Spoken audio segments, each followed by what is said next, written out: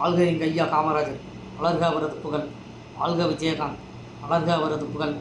பாசத்துக்குரிய தமிழக மக்களே, மறந்து விடாதீர்கள்.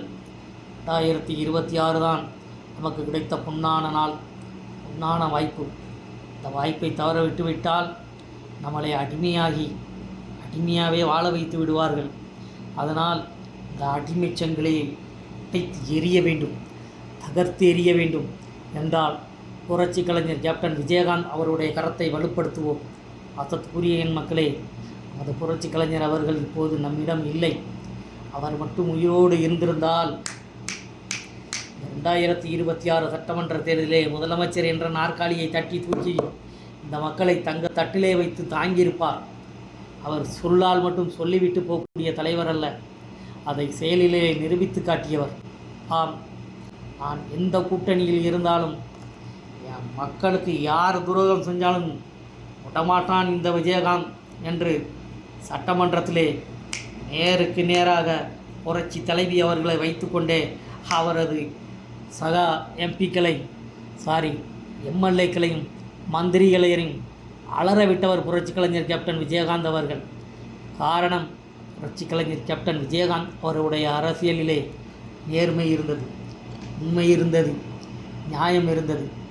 இந்த மக்களுடைய பணம் மக்களுக்கே என்று சொன்ன ஒரே தலைவன் புரட்சி கலைஞர் கேப்டன் விஜயகாந்த் அவர்கள். தான் திரைத்துறையிலே சம்பாதித்த அனைத்து சொத்துக்களையும் அதில் ஒரு பெரும் தொகையை இந்த மக்களுக்காக செலவு செய்தவர் மக்களே. அதனால் நாம் நன்றி மறந்துவிடக்கூடாது மக்களே. நிச்சயமாக தேசிய முற்போக்கு திராவிட கழகத்தை நீங்கள் அரியணையில் ஏற்றுங்கள் என்று நான் உங்களிடம் சொல்லவில்லை. ஆனால் அரியணையிலே இருப்பவர்கள் இந்த மக்களுக்கு ஒரு துரோகம் செய்தால் அந்த துரோகத்தை எதிர்த்து, அந்த அநீதியை எதிர்த்து கேள்வி கேட்பதற்கு எதிர்க்கட்சி வரிசையில் எங்களை அமர்த்தி விடுங்கள் என்று தான் கேட்கிறோம்.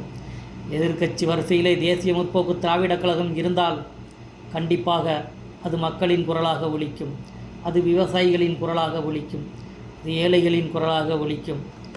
மக்களே மக்களே மக்களே என்று இந்த விஜயகாந்த் வாழ்ந்தான் இந்த மக்களுக்காக வாழ்ந்தான் என்று சொல்லி வாழ்ந்துவிட்டு மறைந்த நமது புரட்சி கலைஞர் கேப்டன் விஜயகாந்த் அவர்களுடைய கரத்தை வலுப்படுத்துவோம்.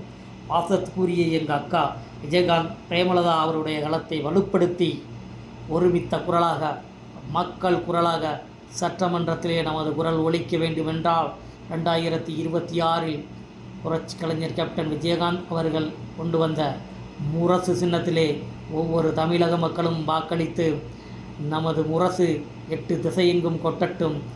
ஏழை எளிய மக்களின் வாழ்விலே மலர்ச்சி பொங்கட்டும். நன்றி, வணக்கம். மறந்து விடாதீர்கள் மக்களே, நமது சின்னம் முரசு.